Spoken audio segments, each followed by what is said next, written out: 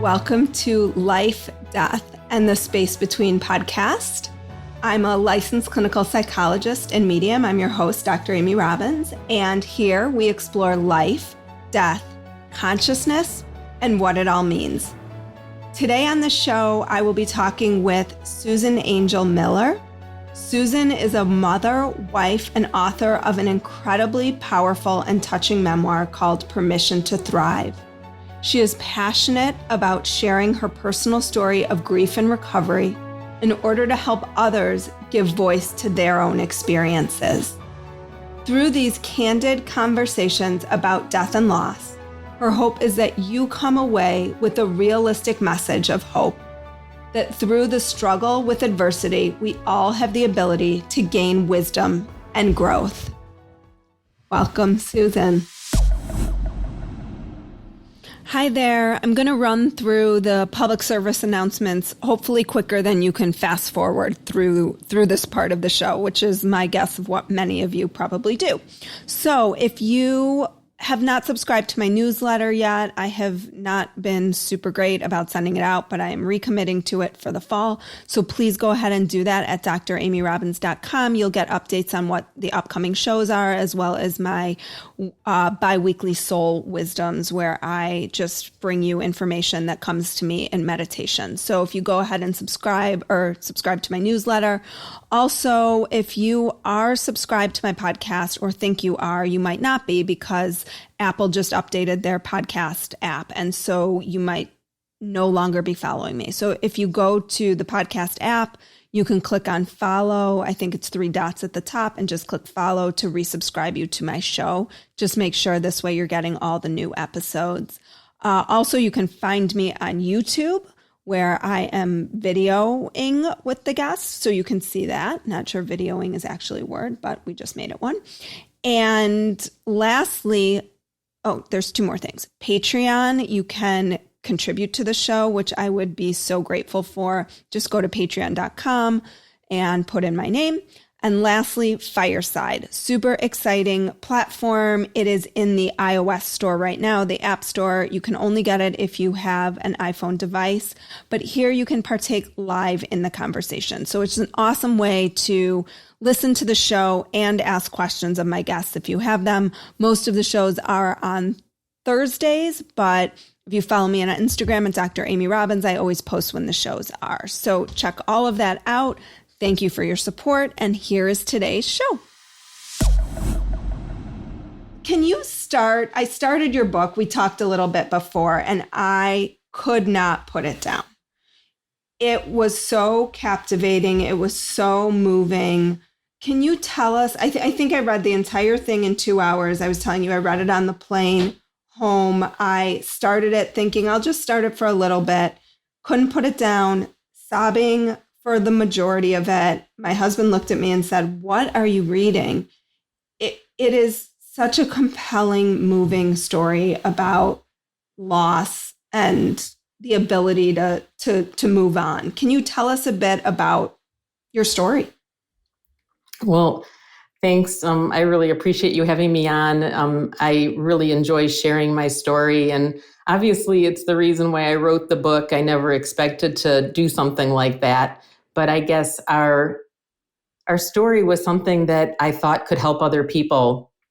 The basic premise of the story, which is my life, which is hard to believe, is that we were a family of, my husband and I met in high school. We have 3 daughters. It was 2009 in January, and my oldest daughter, Laura, was having headaches for a couple of weeks, and we just thought, okay, she's, 14 years old, headaches are normal, and she was in the middle of finals and a pretty nervous kid anyway. So we just kind of let it go, and it kept getting worse. And I started, getting a little bit concerned. And then one morning, she woke up, she was sleeping next to me because my husband was out of town, and she threw up 7 times. And she then asked me why I had 4 eyes. And within the next 45 minutes, she had had a seizure. So she had been in school on Tuesday afternoon. This was just Wednesday morning. We called 911. They rushed to get to see what was going on. She woke up, they took her to the hospital, and at the hospital, they did a quick CT scan and told us that she had a mass at the back of her head. So I remember sitting back in my chair, absorbing the information, and couldn't believe what was happening, but then thought, well, okay, she has something, a tumor in her head. They'll remove it. It'll be benign and we'll go on. And that's what I thought would happen, because that's how our life had always been up until that point. Mm-hmm.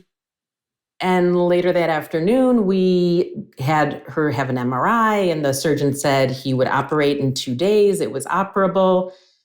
But toward the end of the night, her headaches kept getting worse. And I don't think they realized how severe it was. And we were in her room. She was complaining. They gave her some pain medicine and she stopped breathing. They rushed her down to put a shunt in to try to relieve the brain pressure. And when the surgeon came out, you could tell that something wasn't right. And he said, the procedure went okay, but she's not responding the way we'd like. And the next thing we knew, we were in the ICU unit, and Laura was hooked up to every machine possible. And as a mom, I just immediately knew she wasn't there. It happened that quickly. Mm-hmm. Mm-hmm. So you felt like her soul was gone. I'm sorry. I just said you felt like her soul was gone. Yes. I think I write in the book that I felt the presence of her absence. And the truth is, when I look back, the medical professionals knew how serious it was, how critical it was at that time. They didn't clue us into that, thankfully, I guess. But she wasn't responding to pain even at that point. She had obviously stopped breathing for too many minutes, and the brain tumor had pressed on her brainstem. This is what we learned later, that it was a very aggressive childhood brain cancer that's very rare. It's called medulloblastoma, and it only affects like 250 to 500 kids a year in the US. So she basically won the lottery in reverse. Mm-hmm. Something that isn't supposed to happen. A child isn't supposed to be in school on a Tuesday afternoon doing all the teenage things and be basically legally brain dead on Wednesday night. So it was a shock to all of us, to the community, to her classmates who had just seen her. And it began our journey from being a private family to being a very public one that was grieving the loss of their daughter and trying to navigate, what do you do in that situation, and when every life assumption's been pulled out from under you. Mm-hmm. And I think what you illuminate beautifully in the book is this notion of sort of, I think what so many people think, it's like, well, I did everything right? Like I was a good person. I contributed to my community. I was a part of my kids' school, and we, we're a tight family. And whatever the stories are that we tell ourselves that we think in some way are going to prevent those things from happening to us. And I would probably argue we all do that in some form or fashion. You're nailing it on the head. We had always believed that for the first 43 years of our life, we had lived kind of an idyllic life. I'd had a sheltered childhood. We thought if you follow the rules, then life goes the way it's supposed to. If you're a good person, then bad things don't happen to you. I really thought that the news stories of tragedies were just that. They were news stories, and that we were somehow protected. And it was like a real wake-up call that that's not how the world works, and that life is unfair, and that life is full of struggle and challenge. And now we were part of that journey, and we would have to figure out how to navigate it. And, we were 43 at the time and had 2 other younger daughters who were 9 and 12. And my husband and I pretty quickly realized that we couldn't sacrifice their lives to what we couldn't get back. Mm-hmm. We didn't want to live without Laura, but we didn't have a choice. And so we just kept putting one foot in front of the other. but that doesn't mean that it was easy in any way. And it's hard talking with you right now to be able to encompass the sadness and the grief and the stress and the pain. It's one of the reasons I wrote the book, because through writing, it really helped me process what was going through my head, which was a jumble of everything. Well, and one of the things that I found when reading the book was when we think about building a life for ourselves, we don't necessarily think about how to build that life around what we would do if this is, to me, was like a terrible, terrible tragedy befalls us, right? And yet what I was struck by with you is that what seemed to keep you going was really this amazing community that came in and lifted you up. And I mean, I could just cry talking about it because I'm a very emotional person, but also because it was so beautiful to see. And I think, frankly, the Jewish faith does this quite well, right? We gather extremely well in milestone situations, particularly around death, but that everybody kind of came in and was there. And it felt to me in so many ways that community is what helped to pull you through. Yes. That is one of the biggest messages that I want to communicate through the book is in the 10 or so years, maybe 15 years before Laura passed the I was just part of the community. I had really put myself out there volunteering in the Jewish community and the non-Jewish community at the children's schools, and just building up, valuing friendships and valuing relationships and nurturing them. Fortunately, it was my saving grace, because if we had just been new to a community, if we didn't have a whole lot of family or friends nearby, it would have been so much more challenging. And yes, that happens sometimes, and people still will deal with what they've been given. There's no contest in grief, but we really benefited from the friendships that we had made, and they stepped up in a way that I still tear up thinking about. Some friends moved away or distanced themselves from us because they didn't really know how to deal with grief, and it hit too close to home. If our child could die, could their kid die also? Right. Right. But some friends that I didn't think were, best friends, they witnessed my pain. They knew how to sit with me and hold my hand and not judge me for how I was behaving, and just listen to me tell the story again and again as a way to let my brain process the unthinkable. And yeah. Well, and that's the remarkable piece, right? I mean, this happens to anybody that I've spoken to, patients, whomever it is, say that there are certain people who can step up and certain people who have to pull away. And it's not a judgment, right? It's like sometimes we can only emotionally tolerate so much that and it's so, I was talking about this the other night with some friends, that when something like this happens, we all try to distance ourselves in whatever way possible, right? Like, oh, well, they did this, or they smoked, or they, they didn't take care of themselves, or they got behind the wheel of a car with someone who was drinking. Whatever it is, we all try to say, oh, well, that's why it's not going to happen to me. But the reality is it can happen to any of us at any time. You're right. Not only, I found that talking to parents when I was picking up my child from tennis class or whatever after Laura died, and they would ask me, well, how long had Laura been in the hospital? And I would say she hadn't been in the hospital up until now. She had been a very healthy child. And you could tell the fear in their eyes from that, because they did. They wanted to distance themselves. And what I've learned is that, our society, our Western culture just doesn't do death well. Mm-hmm. And we don't teach people how to be there for each other. And it's something that I'm now passionate about now that I've experienced something so close to me, such a close person dying and going through all of this grief and distress. I want other people to know some simple things about how do you deal with someone who's facing a challenging time or has lost a loved one. And the answer is pretty simple. One of the biggest things is just show up for the person. Mm-hmm. Don't ignore them. Mm-hmm. Mm-hmm.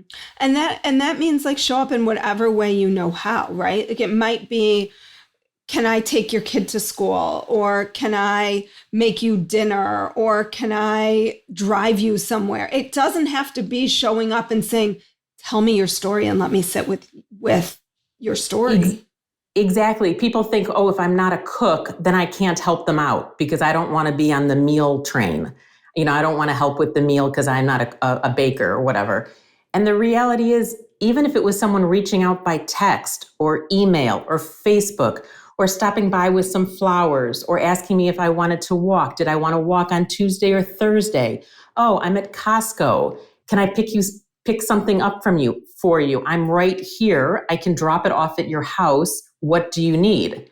And I learned very quickly that any offer of help was better than nothing. Mm-hmm. So yeah, the community was everything. So, oh God, there's a couple directions I want to go here. So one, how do you go on when something like this happens? Because there's even more to this story that I feel like we're not there yet, but we're going to get there.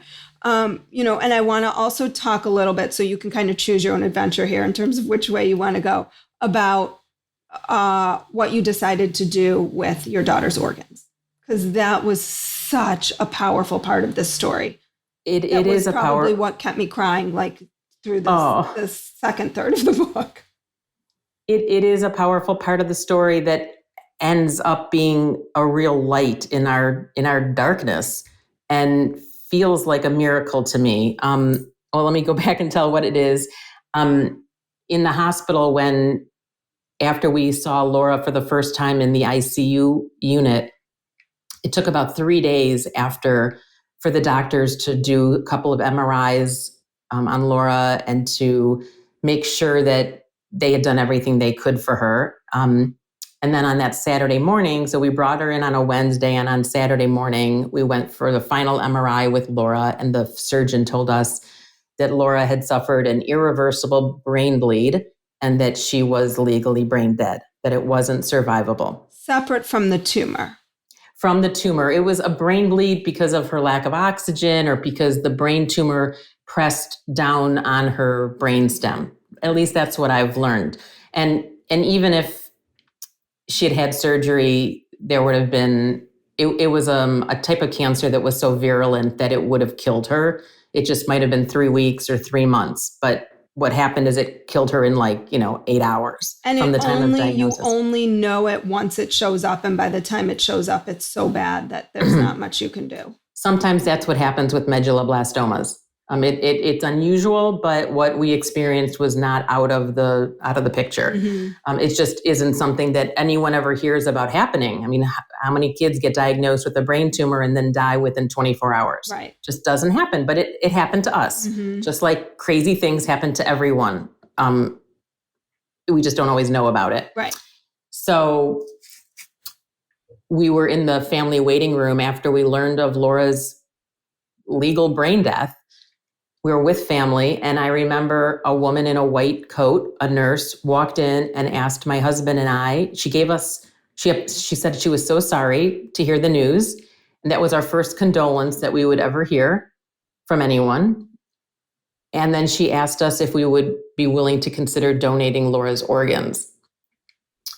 And this was just, minutes or hours after learning of her actual death. We didn't know what to think.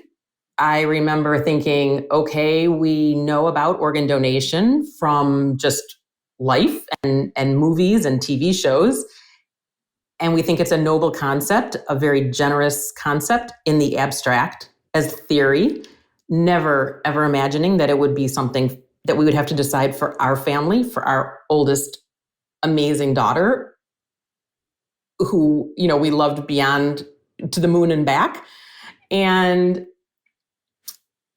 I mean, 1,000 things were running through our head. And one of them to me was, what will she need them in her death? Mm. It made death very practical issue for me. Mm-hmm. It made it, I've been raised in the Jewish faith, but I realized that what did Christians believe? What did Muslims believe? What did other religions think about an afterlife? Or what would we do? But we realized that if we buried her with her organs intact, our decision would be made for us forevermore. And our 12-year-old daughter, Sarah, somehow was part of this conversation. She was in the room. And I remember her coming up to us and saying, Mom and Dad, why wouldn't you donate Laura's organs if her organs could save someone's life? Mm. It was that simple. Like, she was so passionate about it. And it really, it kind of gave us no choice. I think we would have gotten to that decision. She got us there quicker. Mm-hmm. Because here she had just lost her older sister and she was telling us what she thought we should do. And we wanted... At 12. At right? 12. Not at 25. We needed that glimmer of hope in this tragedy. And we saw this as just a tiny little potential for some good coming out of something that was so meaningless at the time. Mm-hmm. And so tell us what organs did you donate and what happened and how the process normally works? So we were given quite a long list of choices, but we decided was to donate her internal organs. I think there's seven internal organs, your, kidneys, pancreas, heart, lungs, liver. And what ended up happening is her liver matched a woman in New York. And there's a lot behind that story. I don't know how much you want to go into it.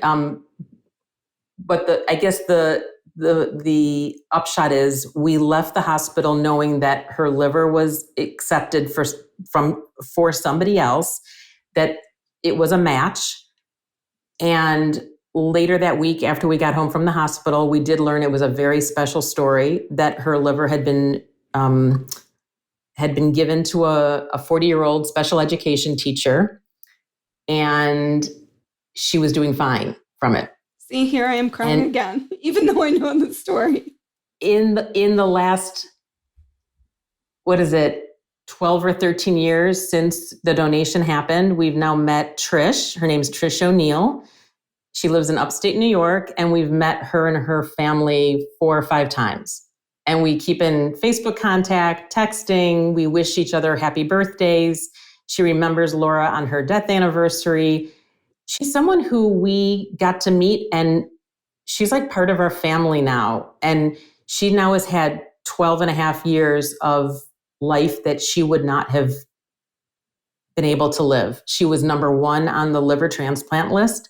And she had been in a liver coma for 10 days prior to this happening. And so it was a miracle, because usually people who have cancer aren't even eligible to be donors. But through some miraculous coincidences and cancer doctors that were really fighting for Trish, and our team at Children's Hospital that was fighting to make sure it could happen, the two universes aligned in a way that I still don't believe happened sometimes. It's still hard for me to believe that Laura's liver has sustained Trish for 12 years. And whenever I see a picture of Trish and her extended family, she has 4 brothers and sisters. She has a 95 and 90-year-old parents. Whenever I see their extended family picture, I realize how impactful our decision was. Because if she had died, which she would have done within hours of her having had the transplant, her whole family would have gone through grief in the same way our family had to go through grief. So we spared them that. And by that one decision, we saved a life. Mm-hmm. And that has given us an incredible amount of meaning, and my children an incredible amount of meaning. And your daughter has since gone on to be a fierce advocate. My daughter, Sarah, who was the one that convinced us to do the donation, now has a nonprofit that is focused solely on educating high school and college students about the importance of organ donation. So it's changed her life. What is the percentage that when you get a match, it takes for as long as because there can be a lot of issues around it, right? And so the fact about matching and then the body not rejecting. Absolutely. There's lots of different medical, tests that need to get done. And in Laura's case, her organs had to be tagged with the idea that she had cancer, with the reality that she was a cancer victim. Mm-hmm. And when someone's on a waiting list, you don't necessarily want to accept an organ that has a potential for cancer. So that's why the liver was the one organ that matched, and the other organs were never recovered. They never matched anybody because of that. And so, Trisha's family didn't have a choice. And fortunately, she does not have cancer. She's really just doing amazingly well. And even though brain cancer is mostly contained in the brain, right? Like other cancers can spread, but isn't it that brain cancer is typically contained? And if cancer metastasizes, it will metastasize to the brain, but not from the brain. Something like that. But I think it can be a little bit more complicated. And this was a pretty virulent cancer. So they still had to make sure that it was a worthwhile thing to do. So, but it has been this, we talk about silver linings of the pandemic and looking at kind of the positive side to situations. And there are a couple of things that my husband and I took out of this experience pretty quickly. And one of them was, well, if she had to die from this horrible cancer, we were thankful that it happened as quickly as it did, so that Laura didn't have to know her mortality. Mm-hmm. She only was pretty much awake with this knowledge for a couple hours with the pain of the headaches. Mm-hmm. And people will say to us, well, you didn't get to say goodbye. And I think it wasn't our choice. And anyway, what are you going to say to a 14-year-old daughter when you say goodbye? I mean, we know she knew we loved her. We had a loving relationship. There was nothing left to be said. And so the fact that she didn't have to suffer to us was a blessing, even though it sounds kind of crazy, but we almost immediately felt kind of this, we were fortunate that it happened the way it did. But again, we had no choice. And I've learned that people losing loved ones, the way people die, it affects their grief. It does make a difference in how people process their grief and move through it. And I think my husband and I just realized we didn't want to live the next 40 or 50 years of our life miserable. And we didn't want to sacrifice the lives of our children to what had happened. Well, and what you said is that, which I think is so important, and I want people to, this is kind of the crux of a lot of what I talk about, is we don't know what tomorrow will bring. So do the people who you love today know how much you love them? Have you told them? Have you shared that with them? Have you, reached out to a friend you've been thinking about and just let them know? Because then when something like this happens, you're not like, oh, I wish I wouldn't have hung up on them the last time we spoke, right? Or I wish I would have been kinder to them. It's just like, I lived in love. You're right. It gave us a lot of peace that we didn't have anything really unresolved with her. And yet I know that relationships aren't always like that. Right. So I've had to do a lot of learning myself about talking about grief with other people and realizing that our story was our story and other people's stories are their stories. And my grief journey is unique amongst all others.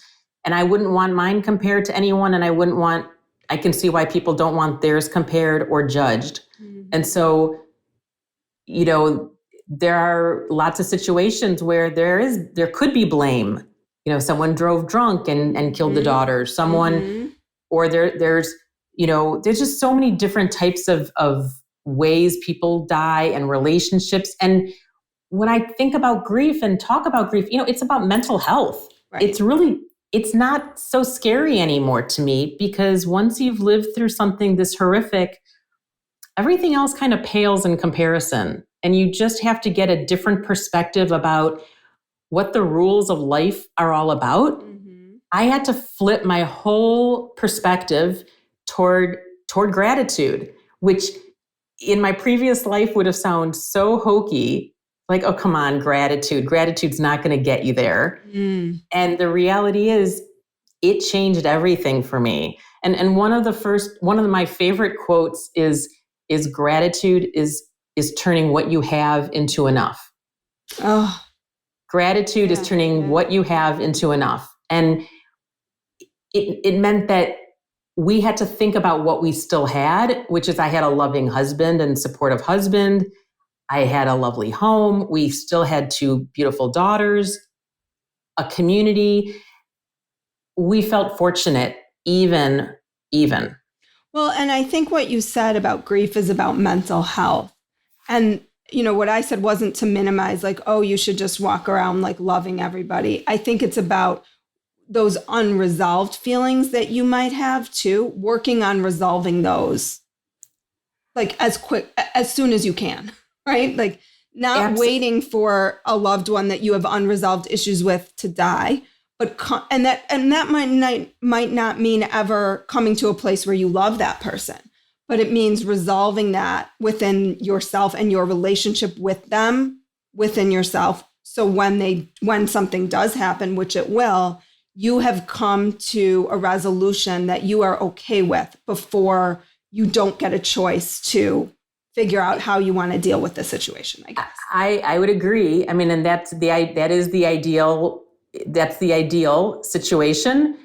And also, if that's not the case, you still have to confront the emotions that you have after the grief, whatever that grief or loss might be. Mm-hmm. And I mean, the other thing that I like to explain is that grief is not just about loss. I mean, grief is not just about a death of somebody. No. It's about the loss of something in your life that you held dear. It could be a job. It could be your finances. It could be a loss of a marriage, a divorce. And it could be the pandemic, the lost opportunities, the loss of freedom. And I think if we think about grief in that way, it changes the scariness of it. And it makes us realize that, yeah, if you bury the feelings surrounding loss, you're going to get stuck. Mm-hmm. And you're going to have those feelings buried under the surface, and they're going to fester like a wound. And the way we were able to get through our craziness and our despair or our grief, whatever you call it, is by going right through it. I mean, again and again and again. And, when they talk about grief coming in waves, it's exactly how it felt like to me. You could have periods at the beginning. It was maybe you'd have a day or two when you would feel okay. And then the grief wave would come over you and you'd feel like you were drowning. And then all of a sudden you thought that you'd be depressed for the next 20 years. And then all of a sudden it would lift and you'd feel a little bit brighter. Mm-hmm. So, I've also learned, I'm going on, but I've learned that you can also feel the happiness and the sadness at the same time. Right. Yeah. So you can hold multiple feelings. Exactly. All at once.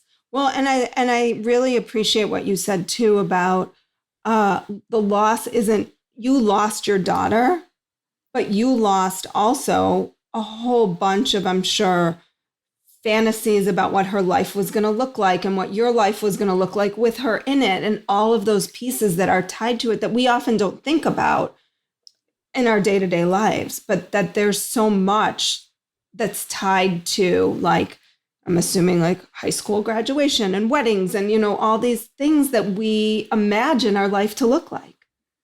Right. And that's why grief is something that you have to carry along with you for the rest of your life. I've heard it compared to like rocks in a backpack that you're wearing forever, but you learn how to carry, you have to learn how to carry it. Mm-hmm. And And that's just the reality. And people deal with loss. People are dealing with loss in so many fashions, right? Everyone loses their parents, a sibling, more rarely a child, but friends. That grief comes up at the happy occasions, at the sad occasions. Every day you're thinking about it in some way. And so that's one of the things that when people will say to me, well, what should I do for someone who's lost a loved one? And I say, well, don't avoid talking about the person either, because that person lived and meant the world to me. And if you bring up Laura's name, it's not like you're going to remind me that she was my daughter. It's not like you're going to remind me that she died. I'm thinking about her 24/7. Mm-hmm. So I would say make sure you show up for people, and also make sure you mention the person's name. Mm-hmm. Don't be afraid to mention the person's name. And I hear that all the time when people are talking about grief. Like, that's the most meaningful thing you can do, is acknowledge my child's name or my loved one's name or whomever it is. Because I haven't forgotten that they're gone. Yeah. So, okay. So tell us what happened next in your life story, because for those of you who are listening live on Fireside, I'm sure you will have something to say about this. But what happened after a couple of years? So let's see, how do we go about this? So Laura passed away in February 21st of 2009.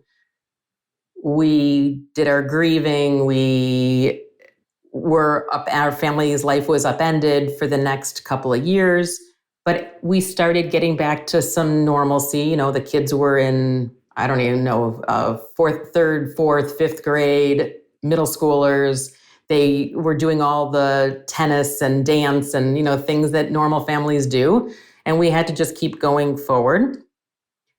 And we were planning my third daughter's bat mitzvah that was coming up in 2012. So in September of 2012, I start having some headaches, and, just thought it was stress from planning this next family occasion, which had a lot of stress related to it, a lot of emotional baggage. And, I would take some Tylenol, I'd have a glass of wine, and the headaches would go away. And here this family occasion was coming up, and I didn't want to worry my children, didn't want to worry my husband. Sometime in the middle of the night, many times I would wake up with a bad headache, which I've learned later is not such a great thing. And I hid the symptoms, got through the bat mitzvah, and 10 days after, I thought, the headaches aren't going away, and I shouldn't be so stressed. And I went for an MRI with the radiologist was a friend of ours, took my husband, fortunately, and the radiologist brought us into his room and told me, Susan, I can't sugarcoat this, but you have an aggressive brain tumor. And if this was a movie, it would have faded to black, because all I could hear was blah, blah, blah, blah, blah, blah. Mm-hmm. I mean, I couldn't process it, because those were honestly the same few words that were told to me about Laura's brain tumor, that she had an aggressive brain tumor. And here she had passed away within 8 hours. So fortunately, the radiologist did tell me that he thought this was a meningioma, that it was a benign tumor that could be removed. So that was my little bit of hope. But if you're the mom of a child who had a brain tumor and now you're diagnosed with a brain tumor, a doctor telling you that the two are unrelated doesn't compute, because how many family members usually get, brain tumors in the same family? Well, and I just think about like the sheer panic that you would have with that diagnosis, separate from the fact that you lost your daughter to that same thing. It was a surreal experience. It was kind of an out-of-body experience. I remember Ron and I walked up the stairs. We're out into the parking lot. Oh, and the radiologist called my internist, who had discounted my complaints the month earlier. She thought it was not kind of in my head. She thought it was emotional baggage and had given me Xanax temporarily, because she said, your daughter had a brain tumor, you don't have a brain tumor. So going back to the story, the radiologist basically said, you need to go right away to the hospital. You need to have it removed. So my husband and I got out to the parking lot and we just went into crisis mode. We had been here before and we started calling friends and family and telling them what had happened, and no one could believe it.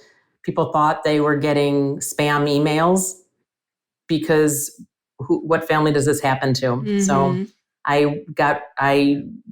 my husband drove me to the hospital, let me off at the door of the hospital, and he kissed me goodbye. And I had to check myself into the hospital by myself because he had the job of telling my two daughters when they came home from school that their mother had a brain tumor. I mean, so when people say I can't imagine losing a child, right? It's not that I've said this before on the show. It's not that you can't imagine it. It's probably that you don't want to imagine it because it feels like your heart's going to explode and you're going to die. But I honestly cannot imagine you losing your child and then being diagnosed with a brain tumor. That seems just truly unimaginable.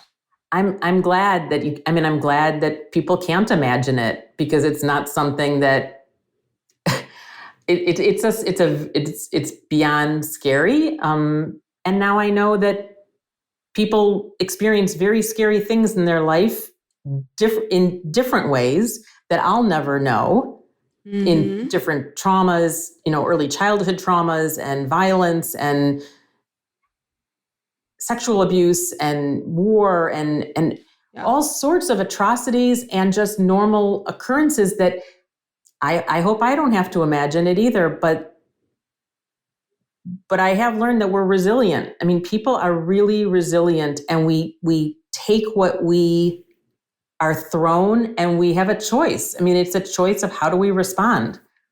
And how we respond is based on the resources we have available to us and the relationships we have and the attitude we have and the education and all sorts of things like that. So basically, I get rushed to the hospital and I look out the window in the room I'm put into, and across the street from Fredert Hospital is the entrance to Children's Hospital, which is where Laura had died, 3 years before. Within 24 hours, I basically had 2 different procedures. There was major full-on brain surgery, 5 hours of brain surgery, and fortunately, everything turned out okay. I left the hospital 3 days after the brain surgery and recuperated over the next couple of months. But almost immediately after the brain surgery, I felt like I was flying high. I felt like I was so grateful for having survived, for not having to plan a bat mitzvah anymore, for having my community members and friends come by with food. I was starving because I was on a high dose of steroids. So life was good in those recovery weeks.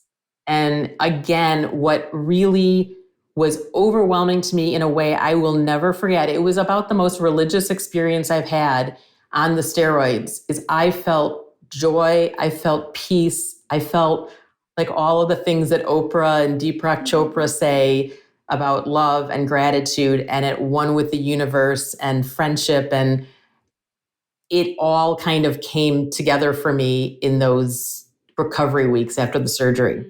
I kind of got what was important, and I knew that I had a story now, that I felt connected to Laura in this cosmic way because she had had this tumor. This is the crazy part, she was brought into the hospital by ambulance on a Wednesday. I was told to go immediately to the hospital on a Wednesday. She was supposed to have brain surgery on a Friday. I ended up having the brain surgery that she never had. So yes, our tumors were very different. They were both brain tumors, but hers was highly cancerous and mine was fortunately completely benign and removable and curable. but the two things were quite intense in terms of the storyline. Yeah. And as a result, my story has given me purpose and meaning that I wish everyone could feel. It's part of who I am now, and it's the reason that the book had to come to be, even though I wasn't a writer, because I wanted to tell people of that purpose and meaning that you can bring out of a tragedy. So let's talk just for a few more minutes about the title of the book is Permission to Thrive. How have you not only lived, but thrived? And what do you attribute that to? I know we touched a little on that as we've talked.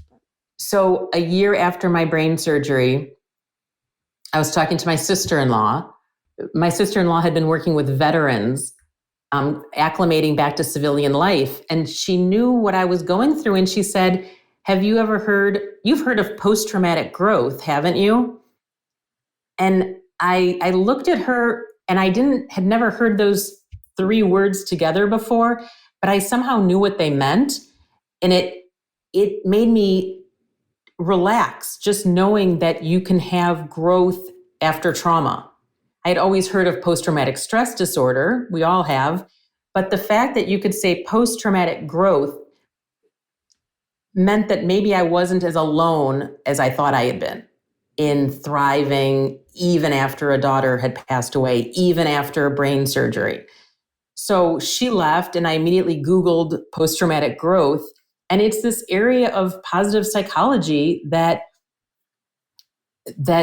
kind of blew my mind, because it talks about greater appreciation for life, added purpose, you're more open to spirituality, you have deeper friendships, all of this stuff. And I was just checking off the boxes in my head and thinking, these are all the things that have happened to me in the wake of Laura's death and the brain surgery. And I never understood it, and I felt guilty about it. And now I could learn about an area that was hopeful and a kind of a universal message for lots of people who go through trauma. Mm-hmm. That, the majority of people do survive these types of situations, and they actually gain wisdom. So that's, I think, how I've been able to perceive my thriving, is that I knew that it could happen. It happened to me, and then I could rationalize it because I now understood that it's something that happens more often than not. Mm-hmm. And that we shouldn't not allow ourselves to smile. I mean, my daughter would not have wanted me to never smile again. Right. It's like, how miserable are we supposed to be after someone dies, right? You're supposed to live. The life is for the living. Mm-hmm. So that's where the term, permission to thrive. I just wanted people to, it hit the theme of the book, of our story. It was, you're the only one that can give yourself the permission to grieve, to be okay, to be better than okay, and to even gain wisdom and meaning from the challenges of life. And we had to do that for ourselves. No one else could do it. Right. Well, Susan, your story is incredible. And I encourage people to go out and buy the book. It's powerful. And I think that part of what I hope people take away is, you don't have to wait for something like this to happen to start deepening relationships, to explore spirituality, which is a lot of what I do on the podcast, to connect with meaningful organizations, to find a way to make meaning in your life. You don't need to have these experiences to then say, and you were doing that already, which I think allowed you to even deepen it more once this all happened. Exactly. And I think I've heard of it actually called pre-traumatic growth. Prepare for the growth. Everyone's worried about, when is that next shoe going to drop, right? When's the bad event going to happen to me and my family? Well, that event's going to happen at some point. We just don't know when, and we don't know what. So I say the healthier physically, psychologically, mentally we are before that eventuality happens, the better we're going to be able to handle it. Mm-hmm. Yeah. And it sounds like for you, the groundwork was there. Yes. Even Very though true. it blew your belief system, your whole belief system out of the water, right? If I'm a good person, bad things don't happen to me. And I'll never forget, you probably know the book, but I read it when I was probably 18 or when I experienced my loss. And I had a couple of friends who died tragically at a young age and just couldn't wrap my mind around it. And there's that book, When Bad Things Happen to Good People, written by a Rabbi Kushner, I think it is. And I remember just like that book, the title just hit home because I think my belief system was, well, if I'm just good, nothing bad's ever going to happen. Exactly. And that's not the way the world works. Viktor Frankl's book, The Man's Search for Meaning, is another one where he went through the Holocaust and still realized that you can control your response even to the most horrific things. Mm-hmm. So Susan, if people want to reach out, and I'm going to open it up if anybody has any questions here on Fireside, but if people want to reach out and hear more about you, where can they do that? How can they find out about your book, your speaking engagements, whatever it is? Thank you for asking. Well, they can go to susanangelmiller.com. I have a website, and you can, I was fortunate enough to be able to audio record my own book last summer. So it's available in, audiobook or ebook or paperback, and you can get that at, on Amazon or through any bookseller. And my guess is you were the only person who could have recorded that book, because I don't think anybody could record that book without crying.